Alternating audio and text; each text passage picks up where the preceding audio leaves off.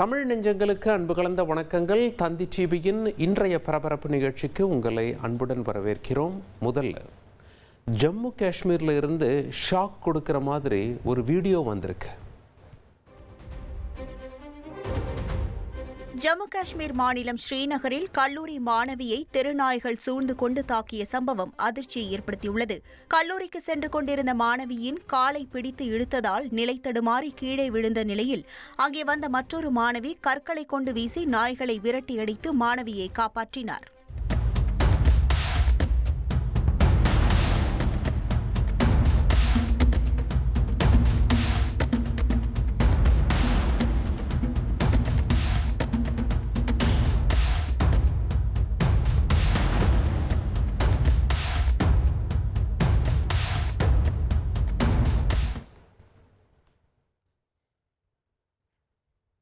பாதி பாலத்தில் ரயில் நிற்க ஆபத்தான முறையில் ரயில்வே ஊழியர் பணியில் ஈடுபட்ட வீடியோ அதிர்ச்சியை ஏற்படுத்தியிருக்கு. ஆற்று பாலத்தில் நின்ற ரயிலின் பெட்டிகளுக்கு இடையே இறங்கி ரீசெட் செய்த ரயில்வே ஊழியரின் வீடியோ வேகமாக பரவி வருகிறது. கேரள மாநிலம் எர்ணாகுளத்திலிருந்து சென்ற ஏரநாடு எக்ஸ்பிரஸ் ரயிலில் இருந்த நபர் ஒருவர் அவசர சங்கிலியை பிடித்து இழுத்ததால் ஆலுவா பெரியார் ரயில்வே பாலத்தில் ரயில் நின்றது. ரீசெட் செய்தால் மட்டுமே ரயிலை இயக்க முடியும் என்ற நிலையில் அங்கிருந்த ரயில்வே ஊழியர் 2 பெட்டிகளுக்கு இடையே தண்டவாளத்தில் இறங்கி ரீசெட் செய்தார். ஆபத்தான இடத்தில் இறங்கி ரீசெட் செய்த ஊழியரின் வீடியோ வேகமாக பரவி வருகிறது.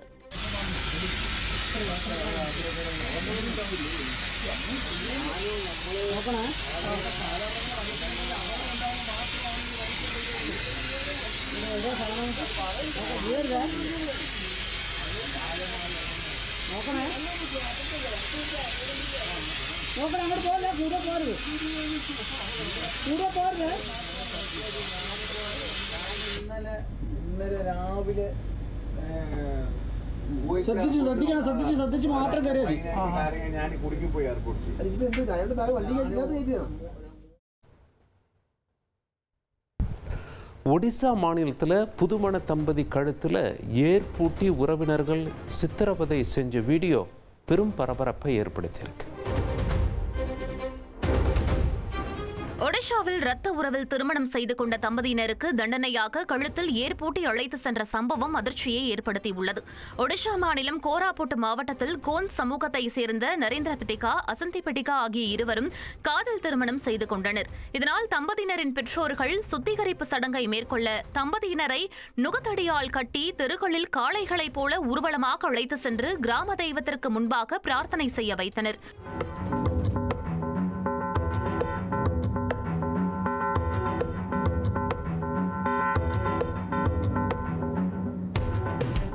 ஒரே குளத்திற்குள் திருமணம் நடந்தால் அது தெய்வத்தின் கோபத்திற்கு ஆளாகிறது என்றும் பயிர் இழப்பு, நோய்கள் பரவும் என்பதால் கிராமத்தை அந்த பாவத்திலிருந்து சுத்தப்படுத்துவதற்காகவே சடங்கு செய்யப்படுவதாக நரேந்திரனின் உறவினர் தெரிவித்துள்ளார்.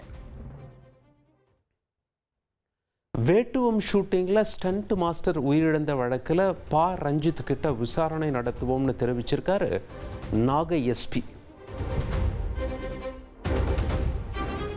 வேட்டுவம் படப்பிடிப்பில் ஸ்டண்ட் மாஸ்டர் உயிரிழந்த விவகாரத்தில் அனுமதியின்றி படப்பிடிப்பு நடத்தியதாக அதிர்ச்சி தகவல் வெளியாகியுள்ளது.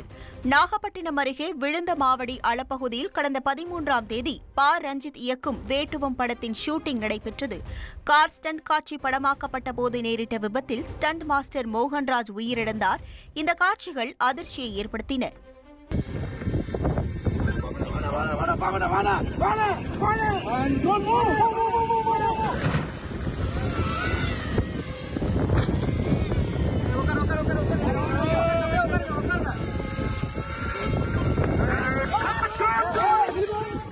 இதுகுறித்து படத்தின் தயாரிப்பாளரும் இயக்குநருமான பா ரஞ்சித் உள்ளிட்டோர் மீது 3 பிரிவுகளில் வழக்கு பதிவு செய்து கீழையூர் போலீசார் விசாரணை நடத்தி வருகின்றனர். முதல்கட்ட விசாரணையில் காவல்துறையின் அனுமதியின்றி வேட்டுவம் படப்பிடிப்பு நடத்தப்பட்டதாக தகவல் வெளியாகியுள்ளது. ஸ்டண்டில் ஈடுபடுத்தப்பட்ட வாகனத்தை பறிமுதல் செய்த போலீசார் அதன் ஆவணங்களை ஆய்வு செய்தனர். மேலும் விபத்து குறித்து நீலம் திரைப்பட தயாரிப்பு நிறுவனத்திடம் விசாரணை நடத்தப்படும் என நாகை எஸ்பி செல்வகுமார் தெரிவித்துள்ளார். போலீஸ் விசாரணை ஒரு பக்கம்னா நாங்கள் ரொம்ப திட்டமிட்டு தான் ஷூட்டிங் நடத்தினோம்னு விளக்கம் கொடுத்திருக்காரு பா ரஞ்சித். வேட்டுவம் படப்பிடிப்பு தளத்தில் உயிரிழந்த ஸ்டண்ட் மாஸ்டர் மோகன்ராஜின் உடலுக்கு இயக்குனர் பா ரஞ்சித் அஞ்சலி செலுத்தினார். காஞ்சிபுரம் மாவட்டம் பூந்தண்டலம் பகுதியில் உள்ள இல்லத்தில் மோகன்ராஜின் உடல் இறுதி அஞ்சலிக்காக வைக்கப்பட்டிருந்தது. அங்கு சென்ற இயக்குனர் பா ரஞ்சித், நடிகர்கள் ஆர்யா, கலையரசன் உள்ளிட்டோர் ஸ்டண்ட் மாஸ்டரின் உடலுக்கு அஞ்சலி செலுத்தி குடும்பத்தினருக்கு ஆறுதல் தெரிவித்தனர். பின்னர் தந்தி டிவிக்கு பேட்டியளித்த பா ரஞ்சித், இந்த சம்பவம் மிகுந்த வருத்தத்தை ஏற்படுத்தியிருப்பதாகவும் ஸ்டண்ட் கலைஞர்களுக்கு அரசு இன்சூரன்ஸ் ஏற்படுத்தி தர வேண்டும் என்றும் கூறினார். ஸ்டண்ட் எடுக்கிறதுக்கு முன்னாடி அவருக்கான எல்லா விதமான பாதுகாப்பு உபகரணங்களோட ரொம்ப திட்டமிடலோட பாதுகாப்பாக தான் நடந்தது. அது மீறி இப்படி ஒரு சம்பவம் நடந்ததை எங்களால் ஏற்றுக்கவும் முடியல, அதை எதிர்பார்க்க முடியாதது. நிச்சயமாக சாரி. இந்த ஸ்டண்ட் யூனியன் மெம்பர்ஸ்க்கு இன்சூரன்ஸ் இல்லை அப்படின்றது இது மூலமாக கேள்விப்பட்டோம். அந்த தமிழக அரசுக்கும் அவங்களுக்கும் கோரிக்கை வைக்கிறோம். அதை மறுபரிசீலனை செய்து அவங்களுக்கு இந்த இன்சூரன்ஸ் பாலிசி ஸ்டண்ட் மெம்பர்ஸ்க்கு அதை திரும்பவும் கொடுக்கணும் அப்படின்றது ஒரு வேண்டுகோளாக வைக்கிறேன். 1 லட்சம் பணம் கொடுத்தால் பூஜை செய்து 1 கோடியாக குட்டி போட வைப்பேன் என கூறி தந்தை மகனிடம் 15 லட்சத்தை ஏமாற்றியிருக்கிறார் ஒரு போலி பெண் சாமியார். 1 கோடிக்கு ஆசைப்பட்டு தெருக்கோடியில் நிற்கும் தந்தை மகனின் பரிதாப கதை இது. பூஜை செய்து பணத்தை குட்டி போட வைப்பதாக கூறி தந்தை மகனிடம் 15 லட்சத்தை ஆட்டையை போட்ட தில்லாலங்கடி லேடி சாமியார் இவர்தான்.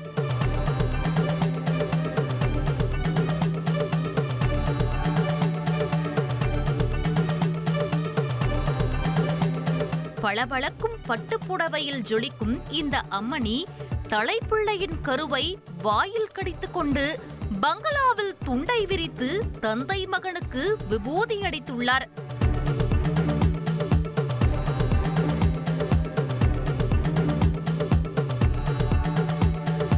கொஞ்சம் கொஞ்சமாக சேர்த்த 15 லட்சத்தை சாமியாரிடம் தாரை வார்த்து கொடுத்துவிட்டு சாமியாரை தேடி இந்த தந்தை மகனும் சோகத்தில் ஊர் ஊராக சுற்றி வருகிறார்கள். நாகை மாவட்டம் திருக்குவளையைச் சேர்ந்தவர் வாசு டீ கடை நடத்தி வருகிறார். இவரது மகன் கார்த்திக் அதே பகுதியில் இறைச்சி கடை ஒன்றை வைத்திருக்கிறார். கார்த்திக்கிற்கு இன்னும் திருமணமாகவில்லை. இருவரும் தங்களது தொழிலில் பெரிதாக லாபம் இல்லாததால் தொழிலை அபிவிருத்தி செய்ய தெரிந்தவர்களிடம் ஐடியா கேட்டிருக்கிறார்கள். அப்படித்தான் பக்கத்து ஊரைச் சேர்ந்த தியாகராஜன் என்பவர் மூலமாக தேனி மாவட்டத்தை சேர்ந்த லக்ஷ்மி என்ற பெண் சாமியார் பற்றி தகவல் கிடைத்திருக்கிறது. அந்த பெண் சாமியார் மிகவும் சக்தி வாய்ந்தவர் என்றும் 1 லட்சம் பணம் கொடுத்தால் பூஜை செய்து 4 மடங்காக திருப்பிக் கொடுக்கும் வல்லமை பெற்றவர் என்றும் கேள்விப்பட்டிருக்கிறார்கள். உடனே தந்தை மகன் இருவரும் பெண் சாமியாரை சந்திக்க தியாகராஜனை அழைத்துக் கொண்டு தேனி மாவட்டம் டி கள்ளிப்பட்டி அருகே கைலாஷாப்பட்டி என்னும் இடத்தில் உள்ள ஒரு பங்களா வீட்டிற்கு சென்றுள்ளனர். அங்கே சாமியார் கெட்டப்பில் யோக நிலையில் காத்திருந்துள்ளார் லக்ஷ்மி. அவரை சந்தித்ததே பெரும் பாக்கியம் என்று நம்பிய தந்தையும் மகனும் சிறுக சிறுக சேர்த்து வைத்த 3 லட்சம் ரூபாய் பணத்தை லக்ஷ்மியிடம் கொடுத்து சரணாகதி அடைந்திருக்கிறார்கள். நான் இருக்கிறேன் குழந்தா என அடைக்கலம் கொடுத்த சாமியார் லக்ஷ்மி பங்களா வீட்டில் ஒரு பக்கா பூஜை செட்டப்பை உருவாக்கி உள்ளார். 3 லட்சம் பணத்தை பூஜை அறையில் வைத்து துண்டை போட்டு மூடிய லக்ஷ்மி தலைப்பிள்ளையின் கருவை வாங்கி வந்து வாயில் கடித்துக் கொண்டே மந்திரங்களை சொல்லி பூஜை செய்திருக்கிறார். மோடி மஸ்தான் வேலை போல பார்க்கவே பயங்கரமாக இருந்த அந்த பூஜையின் முடிவில் 3 லட்சம் ரூபாய் 50 லட்சமாக மாறிவிட்டதென கூறியிருக்கிறார்கள். தற்போது பணத்தை எடுக்க முடியாது, அதனால் நான் கூறும்போது வாருங்கள் என சொல்லி அவர்களை அனுப்பி வைத்துள்ளார். வீட்டிற்கு சென்ற தந்தை மகனிடம் பூஜையில் ஒரு தவறு நடந்துவிட்டது, மேலும் 3 லட்சம் கொண்டு வந்தால் 50 லட்சம் ரூபாய் முழுசாக கிடைக்கும் என ஆசையை தூண்டியுள்ளார். இதனை நம்பிய தந்தை மகனும் உடனே கார்த்திக்கின் திருமணத்திற்கு வைத்திருந்த 3 லட்சம் ரூபாய் பணத்தை எடுத்து சென்று சாமியார் லட்சுமியிடம் கொடுத்திருக்கிறார்கள். அதை வாங்கிக் கொண்டு மீண்டும் பூஜையில் அமர்ந்திருக்கிறார் அந்த அம்மணி. பூஜை முடிந்தவுடன் பணம் கொட்டுவதைப் போல ஒரு பிம்பம் தோன்றியிருக்கிறது. இதனை கண்ட தந்தையும் மகனும் பணம் குட்டி போட்டு விட்டது என நம்பியிருக்கிறார்கள். இப்படி கொஞ்சம் கொஞ்சமாக தந்தை மகனிடம் பணத்தை கறந்த சாமியார் இறுதியாக உங்கள் பணம் பூஜையின் பவரால் 1 கோடி குட்டி போட்டுவிட்டது, மேலும் 9 லட்சம் ரூபாயை கொடுத்துவிட்டு மொத்தமாக எடுத்துச் செல்லுங்கள் என கூறியிருக்கிறார். ஆஹா, 1 கோடியா என ஆசைப்பட்ட தந்தை மகனும் கடன் வாங்கியும் நகைகளை அடகு வைத்தும் பணத்தை புரட்டி வந்து சாமியாரிடம் கொடுத்திருக்கிறார்கள். மொத்தம் 15 லட்சம் கொடுக்கப்பட்டிருக்கிறது. மாற்றாக ஒரு பெரிய பேக்கை கொடுத்த சாமியார் லட்சுமி, இதனுள் பணம் இருக்கிறது, தொடர்ந்து பூஜை செய்தால் இதற்கான சாவியும் எலுமிச்சை பழமும் பேக்கிலிருந்து வெளியே வரும் என ஒரு பெரிய உருட்டை உருட்டி இருக்கிறார். இது தெரியாமல் அந்த பேக்கை பூஜை அறையில் வைத்து தந்தை மகன் இருவரும் இரவும் பகலும் பூஜை செய்துள்ளனர். ஆனால் சாவியும் வரவில்லை, எலுமிச்சை பழமும் வரவில்லை. மாற்றாக தண்ணீர் தான் வந்திருக்கிறது. உடனே பேக்கை திறந்து பார்த்தவர்களுக்கு காத்திருந்தது பெரும் அதிர்ச்சி. உள்ளே எந்த பணமும் இல்லை, ஒரு அழுகிய செண்டு பூ மாலை மட்டுமே இருந்திருக்கிறது.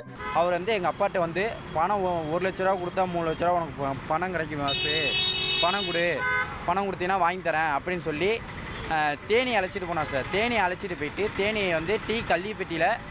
டீ கள்ளிப்பட்டியில் உள்ள இடத்துக்கிட்ட பெட்ரோல் பங்க் இடத்துக்கிட்ட அழைச்சிட்டு போயிட்டு அவங்க வீட்டை காமிச்சாங்க சார். லட்சுமி வீட்டை காமிச்சோன்னா அங்கேருந்து அவங்க காணாங்குள ஆஸ்பத்திரியில் போய் தலைச்சம்புல கருவை வாங்கிட்டு கைலாசப்பேட்டில் வச்சு அதை வாயில் கடிச்சிக்கிட்டு மந்திரம் மூலியமாக வாயில் கடிச்சிக்கிட்டு ஒரு ரூமுங்களுக்கு போனாங்க. அந்த ரூமில் எதுவுமே இல்லை. அந்த இடத்துல துண்ணூரை போட்டு விட்டு 90 பூசி விட்டாங்க. பூசி விட்ட பிறகு மந்திரம் அந்த தலைச்சம்பளை வாயை வச்சு கடிச்சிட்டு துணியை கட்டிக்கிட்டு மந்திரம் பண்ணாங்க சார். அந்த இடம் ஃபுல்லாக பணமாக குமிஞ்சிச்சு சார். பணம் குமிஞ்ச பிறகு இந்த பணத்தை எடுத்துகிட்டு போனால் நீங்கள் மொத்தமாக 30 லட்ச ரூபா பணம் கொடுக்குன்னு சொன்னாங்க சார். நாங்கள் 15 லட்ச ரூபா கொடுத்துட்டோம் சார். அதுக்கப்புறம் என்னென்னா ஒரு பேக்கில் செண்டுக்காய் பூ மாலையை வச்சுட்டு அதை கொடுத்து விட்டு அனுப்பிவிட்டாங்க சார். அனுப்பிவிட்ட பிறகு உங்களுக்கு இது மாதிரி அந்த பணம் பூட்டி கொடுத்தாங்க சார். அந்த பேக்கை அந்த எம்ச்சப்பழம் உழுகணும், அதுக்குள்ளே தான் சாவி உழுகும், அந்த சாவியில் அதுக்கப்புறம் நீங்கள் திறந்து பணத்தை எடுத்துங்க அப்படின்னு சொன்னாங்க சார். ஸோ எம்ச்சப்பழமும் உழுகலை, பேக்கில் ஒன்றும் உழுகலை, பேக்கில் ஒரே தனியாக சார் எடுத்து கொண்டு போய் அங்கே கொடுத்துருவோம் சார். பின்னர் நேரடியாக தேனி கைலாஷாப்பட்டிக்கு சென்று பார்த்தபோது பெண் சாமியார் லட்சுமி வீட்டில் இல்லை. அவரை தொடர்பு கொண்டால் கிருஷ்ணகிரி, ஹொசூர், பெங்களூரு என ஒவ்வொரு நாளும் ஒவ்வொரு பதிலை சொல்லி 4 நாட்கள் தந்தை மகனை பசி பட்டினியோடு அலைய வைத்திருக்கிறார். தாங்கள் ஏமாற்றப்பட்டதை உணர்ந்த தந்தையும் மகனும் தேனி தென்கரை காவல் நிலையத்தில் புகார் கொடுத்துள்ளனர். ஆனால் இதுவரை நடவடிக்கை எடுக்கவில்லை என்பதால் டிஜிபி அலுவலகத்தில் இருவரும் புகார் அளித்துள்ளனர். மோசடி செய்த பெண் சாமியாரிடமிருந்து இழந்த பணத்தை மீட்டு தர வேண்டும் என கோரிக்கை விடுத்துள்ளனர். போலீசாரின் விசாரணைக்கு பிறகே இதுபோல் இன்னும் எத்தனை பேரிடம் லட்சுமி பண மோசடி செய்திருக்கிறார் என்று தெரிய வரும். 17 வயது சிறுவனை காதலித்த புகாரில் போக்சோ வழக்கு பதிவு செய்து போலீசார் விசாரணைக்கு அழைத்ததால் 19 வயது கல்லூரி மாணவி விபரீத முடிவு எடுத்தது அதிர்ச்சியை ஏற்படுத்தியுள்ளது. போக்சோ வழக்கில் போலீசார் விசாரணைக்கு அழைத்ததால் கல்லூரி மாணவி தற்கொலைக்கு முயன்ற சம்பவம் அதிர்ச்சியை ஏற்படுத்தியுள்ளது. சென்னை ராமாபுரத்தை சேர்ந்த 17 வயது சிறுவனை கோடம்பாக்கத்தை சேர்ந்த 19 வயது கல்லூரி மாணவி காதலித்து வந்ததாக கூறப்படுகிறது. இதுகுறித்து சிறுவனின் தாயார் வளசரவாக்கம் அனைத்து மகளிர் காவல் நிலையத்தில் அளித்த புகாரின் பேரில் கல்லூரி மாணவி மற்றும் அவரது தாய் மீது போக்சோ வழக்கு பதிவு செய்யப்பட்டது. பிரச்சினை பெரிதாக வெடிக்க மன உளைச்சலில் இருந்த சிறுவன் கடந்த மாதம் தூக்கிட்டு தற்கொலை செய்தது செய்தது அதிர்வலைகளை ஏற்படுத்தியது. இதனையடுத்து மாணவியின் குடும்பம் மீது நடவடிக்கை எடுக்கவில்லை என கூறி சிறுவனின் தாய் கோயம்பேடு காவல் துணை ஆணையர் அலுவலகத்தில் லைவ் வீடியோ வெளியிட்டது பரபரப்பை ஏற்படுத்த துணை ஆணையர் அதிவீர பாண்டியன் பணியிட மாற்றம் செய்யப்பட்டார். இந்த சூழலில் வழக்கு தொடர்பாக விசாரணைக்கு ஆஜராகுமாறு கல்லூரி மாணவியின் வீட்டிற்கு சென்று போலீசார் சம்மன் அளித்தனர். இதனால் மன உளைச்சல் அடைந்த கல்லூரி மாணவி எலிபேஸ்ட் சாப்பிட்டு தற்கொலைக்கு முயன்றது அதிர்ச்சியை ஏற்படுத்தியுள்ளது. அவருக்கு தனியார் மருத்துவமனையில் சிகிச்சை அளிக்கப்பட்டு வரும் நிலையில் சம்பவம் குறித்து கோடம்பாக்கம் போலீசார் விசாரணை மேற்கொண்டு வருகின்றனர். தாம்பரம் ரயில் நிலையம் அருகே ரயில் என்ஜின் மீது மனநலம் பாதிக்கப்பட்ட பெண் ஏறியதால் பரபரப்பான சூழல் நிலவியது. அந்த காட்சிகளை பார்த்து விடுவோம்.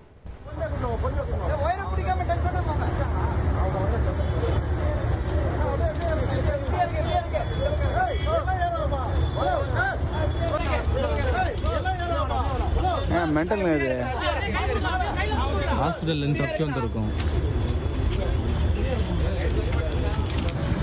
நிக்கிற மாதிரி தான் தெரியுது. வயர் எதுவும் கண்ணுக்கு தெரியல.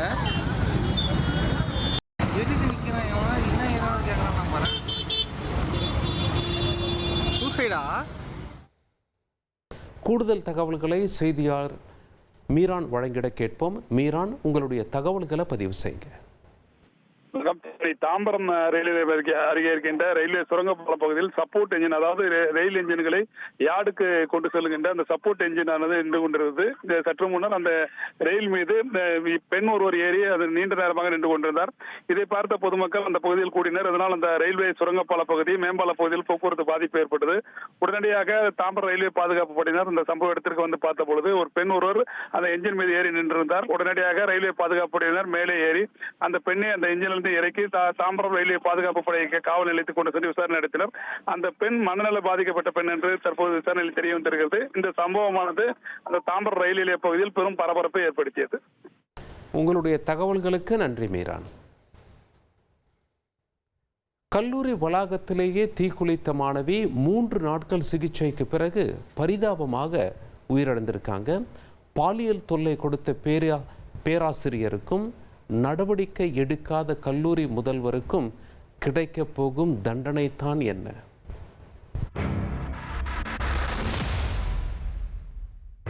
கல்லூரி வளாகத்தில் தனக்குத்தானே தீ வைத்து தற்கொலை செய்து கொண்ட மாணவியின் பகீர் காட்சிகள்தான் இது.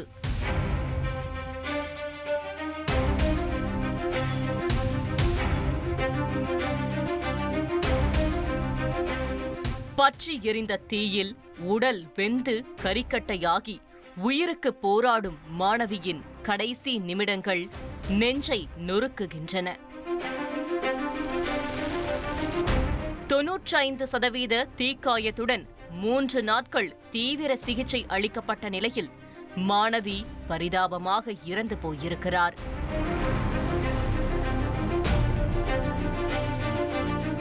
இந்த மொத்த பயங்கரத்திற்கும் காரணம் கல்லூரியில் பேராசிரியரால் மாணவிக்கு நடந்த பாலியல் துன்புறுத்தல். புகார் அளித்தும் கண்டுகொள்ளாத நிர்வாகத்தை எதிர்த்து இப்படி விபரீத முடிவை தேடிக்கொண்டுள்ளார் மாணவி.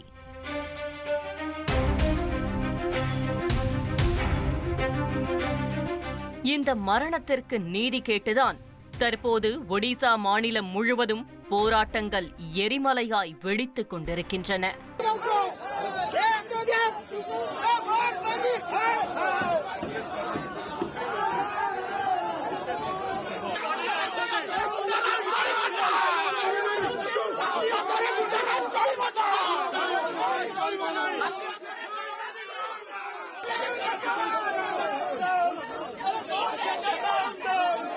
இந்த கொடூரம் நடந்தது ஒடிசா மாநிலம் பாலசோர் பகுதியில் அமைந்துள்ள ஃபகீர் மோகன் தன்னாட்சி கல்லூரியில்தான். இங்கு பாலசியா பகுதியைச் சேர்ந்த 22 வயது மாணவி பிஎட் 2ஆம் ஆண்டு படித்து வந்திருக்கிறார். இவர் படிப்பு மட்டுமின்றி விளையாட்டு, கலை நிகழ்ச்சிகள் என பல பிரிவுகளில் திறமை மிக்க மிகவும் தைரியமான மாணவியாக கல்லூரியில் செயல்பட்டிருக்கிறார். இந்நிலையில்தான் கடந்த 1ஆம் தேதி கல்லூரியின் புகார் கமிட்டிக்கு ஒரு கடிதம் எழுதியிருக்கிறார் மாணவி.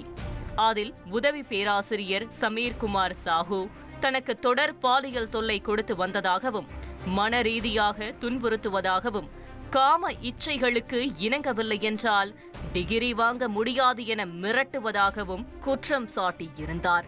ஆனால் இதுகுறித்து எந்த நடவடிக்கையும் கல்லூரி நிர்வாகம் எடுக்கவில்லை. இதனால் மீண்டும் மீண்டும் கல்லூரி முதல்வர் உட்பட பலரையும் சந்தித்து புகார் கொடுத்துள்ளார்.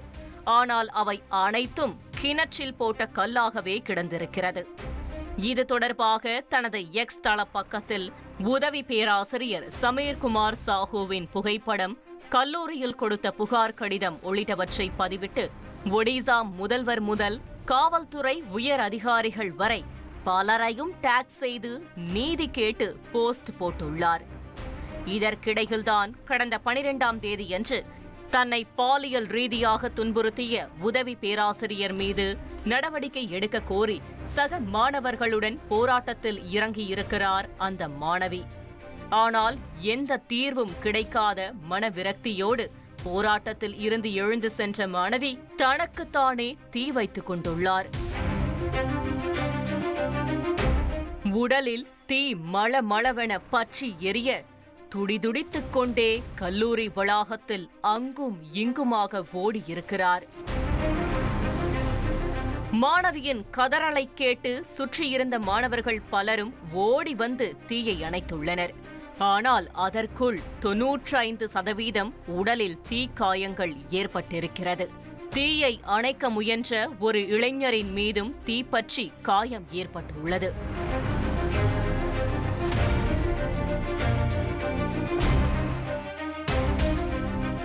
பின் ஆம்புலன்ஸின் உதவியோடு மாணவியை மீட்டு மருத்துவமனைக்கு அனுப்பி வைத்திருக்கிறார்கள். மாணவிக்கு சிறுநீரக மாற்று அறுவை சிகிச்சையும் செய்து மருத்துவர்கள் தீவிர கண்காணிப்பில் வைத்திருந்துள்ளனர்.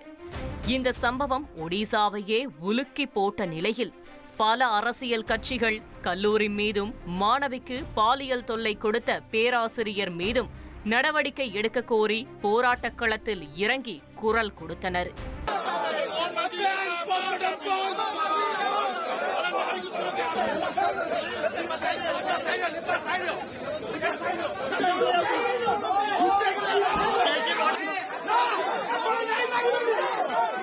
இதனைத் தொடர்ந்து ஒடிசா முதலமைச்சர் மோகன் சரண் மாஜி குற்றவாளிகள் அனைவருக்கும் சட்டப்படி கடுமையான தண்டனை வழங்கப்படும் என உறுதியளித்துள்ளார். மேலும் மாணவியின் குடும்பத்துக்கு 20 லட்சம் ரூபாய் இழப்பீடு அறிவிக்கப்பட்டுள்ளது. குடியரசுத் தலைவர் திரௌபதி முர்மு மாணவியின் நிலையை அறிய எய்ம்ஸ் மருத்துவமனைக்கு நேரில் சென்று பார்வையிட்டார். இது தொடர்பாக வழக்கு பதிந்த போலீசார் குற்றம் சாட்டப்பட்ட பேராசிரியர் சமீர்குமார் சாஹூ மற்றும் கல்லூரி முதல்வர் திலீப் கோஸ் ஆகிய இருவரையும் கைது செய்து விசாரித்து வருகின்றனர். இந்நிலையில்தான் 3 நாட்களுக்கு பிறகு கடந்த 14ஆம் தேதியன்று இரவு பாதிக்கப்பட்ட மாணவி சிகிச்சை பலனின்றி பரிதாபமாக இறந்து போயிருக்கிறார். உடற்கூராய்வு முடிந்த பின் அவரது சடலம் சொந்த ஊருக்கு எடுத்து செல்லப்பட்டு இறுதி சடங்கு செய்யப்பட்டிருக்கிறது.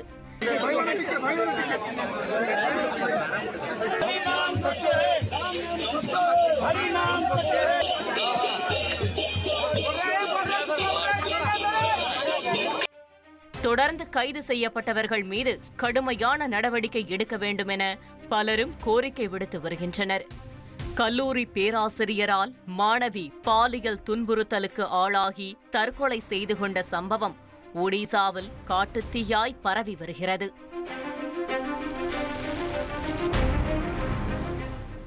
இந்த காலத்தில் கஷ்டப்படுற பெற்றவங்களுக்கு உதவுறதுக்காக இளைஞர் ஒருவரை ஹெல்ப்பராக வேலைக்கு நியமிச்சிருக்காரு இஸ்ரோ சயின்டிஸ்ட்.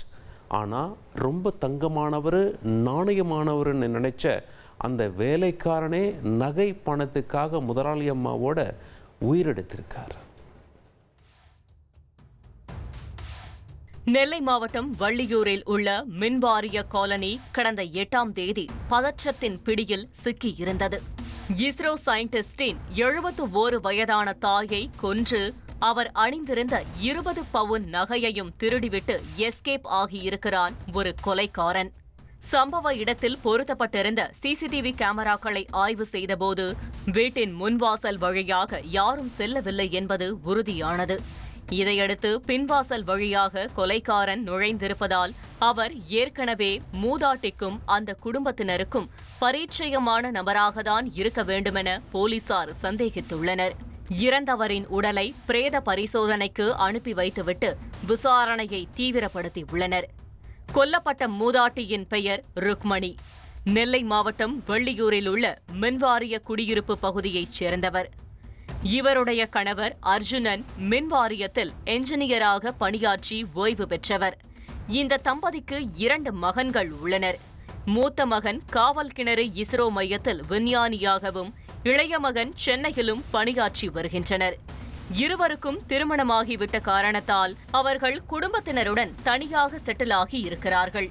இந்நிலையில் கடந்த மாதம் அர்ஜுனன் உடல்நலக் குறைவின் காரணமாக உயிரிழந்தார். இதைத் தொடர்ந்து மூதாட்டி மட்டும் வீட்டில் தனியாக வசித்து வந்ததாக தெரிகிறது. தினமும் ருக்மணியின் மூத்த மகன் பணிக்கு செல்வதற்கு முன்பாக தாயிற்கு காலை உணவை கொடுத்துவிட்டு செல்வது வழக்கம். அப்படிதான் சம்பவம் நடந்தன்றும் அவர் டிஃபன் கொண்டு வந்துள்ளார். வெகு நேரமாக தாயை அழைத்தும் அவரிடமிருந்து பதில் வரவில்லை. சந்தேகமடைந்த சயின்டிஸ்ட் வீட்டின் சுவர் எகிரி குதித்து வீட்டின் பின்வாசல் வழியாக சென்று பார்த்தபோதுதான் அவரின் ஈரக்குலையே நடுங்கி போயிருக்கிறது. பெட்ரூம் அருகே ருக்மணி பேச்சு மூச்சின்றி தரையில் மயங்கி கிடந்துள்ளார். அவர் அணிந்திருந்த 20 சவரன் நகையும் கொள்ளையடிக்கப்பட்டு இருப்பது தெரிய வந்திருக்கிறது. கொலையாளியை அடையாளம் காண அப்பகுதியில் பொருத்தப்பட்டிருந்த அனைத்து சிசிடிவி பதிவுகளையும் அலசி ஆராய்ந்துள்ளனர். அதில் கடந்த 8ஆம் தேதி ருக்மணியின் வீட்டின் வழியாக ஒரு சந்தேகத்திற்குரிய நபர் சேலையில் நடந்து செல்வது பதிவாகியுள்ளது. மேலும் ருக்மணியின் மகனிடம் மேற்கொள்ளப்பட்ட விசாரணையில் தந்தை உடல்நலக் குறைவால் பாதிக்கப்பட்டிருந்தபோது அவரை பராமரித்துக் கொள்வதற்காக களக்காட்டைச் சேர்ந்த 27 வயதான விஜய் என்பவரை பணியில் அமர்த்தி இருந்ததை தெரிவித்திருக்கிறார். சந்தேகத்தின் பேரில் அவரிடம் மேற்கொள்ளப்பட்ட கிடுக்குப்பிடி விசாரணையில்தான் இந்த கொலை சம்பவத்தின் முழு பின்னணியும் வெளிச்சத்திற்கு வந்திருக்கிறது. கடந்த சில மாதங்களாக விஜய் கடும் நெருக்கடியில் இருந்துள்ளார். வாங்கிய கடனுக்கு வட்டி கூட செலுத்த முடியாத சூழலில் தெரிந்தவர்கள் தெரியாதவர்கள் என செல்போன் கான்டாக்டில் இருந்த அனைவரிடமும் கடனுதவி கேட்டுள்ளார். ஆனால் விஜய்க்கு யாரும் உதவ முன்வரவில்லை. இந்த சூழலில்தான் அர்ஜுனன் மறைவிற்கு துக்கம் விசாரிப்பதற்காக சில நாட்களுக்கு முன்பு விஜய் ருக்மணியின் வீட்டிற்கு வந்துள்ளார். அப்போது அவர் அணிந்திருந்த நகை விஜயின் கண்களை உறுத்தியிருக்கிறது. மூதாட்டி தனிமையில் வாழ்ந்து வருவதை உறுதி செய்த விஜய் முதலாளி அம்மாவான ருக்மணிக்கு கண்ணீர் அஞ்சலி போஸ்டர் ஒட்ட நாள் குறித்துள்ளார். அதன்படி கடந்த 8ஆம் தேதி சேலை அணிந்து கொண்டு பெண் வேடத்தில் மின்வாரிய குடியிருப்புக்குள் நுழைந்த விஜய் ருக்மணி வீட்டின் பின்பக்க சுவர் வழியே எகிரி குதித்து உள்ளே நுழைந்துள்ளார். யாரோ மர்ம நபர் வருவதை அறிந்து ருக்மணி சுதாரிப்பதற்குள் அவரை கீழே தள்ளி கொலை செய்துவிட்டு அவர் அணிந்திருந்த 20 பவுன் நகையையும் கொள்ளையடித்து சென்றிருப்பது விசாரணையில் உறுதியாகியுள்ளது. நடந்த சம்பவம் தொடர்பாக கொலை வழக்கு பதிவு செய்த போலீசார் விஜய் கொள்ளையடித்த 20 சவரன் நகையை மீட்டுள்ளனர். மேலும் அவரை நீதிமன்றத்தில் ஆஜர்படுத்தி சிறையில் அடைத்துள்ளனர். உத்தரப்பிரதேசத்தில் பைக் சாகசம் என்ற பேரில் சில இளைஞர்கள் பொறுப்பற்ற செயலில் ஈடுபட்டது அதிர்ச்சியை ஏற்படுத்தியிருக்கு. லக்னோவில் பொதுமக்களை அச்சுறுத்தும் வகையில் பைக் சாகசம் செய்த இளைஞர்களை போலீசார் தேடி வருகின்றனர். உத்தரப்பிரதேச மாநிலம் லக்னோ பல்கலைக்கழக மெட்ரோ ரயில் நிலையம் அருகே 12க்கும் மேற்பட்ட பைக்குகளில் சென்ற இளைஞர்கள் பொதுமக்களை அச்சுறுத்தும் வகையில் சாகசம் செய்தனர். அதில் சில பைக்குகள் ஒன்றோடு ஒன்று மோதி விபத்திற்குள்ளானது.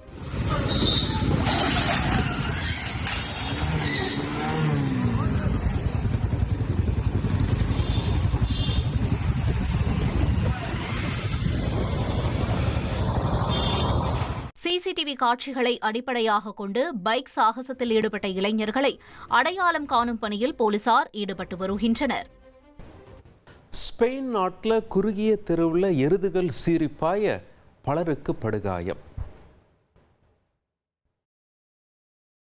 ஸ்பெயின் நாட்டில் மிகவும் பிரபலமான சான் ஃபெர்மின் எருதுவிடும் திருவிழாவில் எருதுகள் முட்டியதில் 8 பேர் காயமடைந்தனர். இதையடுத்து காயமடைந்த அனைவரும் உடனடியாக அருகில் இருந்த மருத்துவமனையில் அனுமதிக்கப்பட்டனர். இந்த ஆண்டுக்கான 7வது எருதுவிடும் திருவிழாவில் பண்ணையிலிருந்து வந்த காளைகள் பாம்ப்ளோனாவின் குறுகிய தெருக்களில் சீறி பாய்ந்தன. இதில் 100க்கும் மேற்பட்டவர்கள் பாரம்பரிய உடையணிந்து பங்கேற்றனர். இந்த விழாவில் எருதுகள் முட்டியதில் 8 பேர் காயமடைந்தனர்.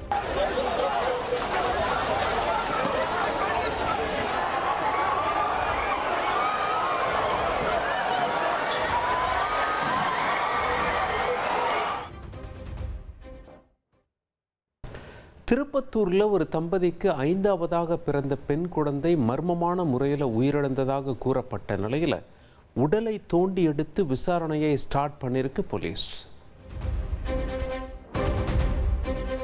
திருப்பத்தூரில் மர்மமான முறையில் உயிரிழந்த 11 மாத பெண் குழந்தையை அதன் பெற்றோர் தென்னந்தோப்பில் புதைத்த நிலையில் வட்டாட்சியர் முன்னிலையில் உடலை தோண்டி எடுத்து பிரேத பரிசோதனை செய்த சம்பவம் பரபரப்பை ஏற்படுத்தியுள்ளது. கந்திலி அடுத்த மண்டல நாயனகுண்டா பக்கீரிகான் மாவட்டம் பகுதியைச் சேர்ந்தவர்கள் ராஜ்குமார் முத்துலட்சுமி தம்பதி. இவர்களது 11 மாத பெண் குழந்தை கவியாழினி மர்மமான முறையில் உயிரிழந்ததாக கூறப்படுகிறது. அதன் பிறகு குழந்தையின் உடலை பெற்றோர் அந்த பகுதியில் உள்ள தென்னந்தோப்பில் புதைத்துள்ளனர். இது தொடர்பாக கந்திலி வட்டார மருத்துவரான உமாதேவி என்பவர் போலீசில் புகார் அளித்தார். இதையடுத்து போலீசார் வழக்கு பதிவு செய்தனர். பின்பு வட்டாட்சியர் முன்னிலையில் குழந்தையின் உடல் தோண்டி எடுக்கப்பட்டு பிரேத பரிசோதனை செய்யப்பட்டது. இதுகுறித்த மருத்துவ அறிக்கை விரைவில் வெளியிடப்படும் என தெரிவிக்கப்பட்டுள்ளது.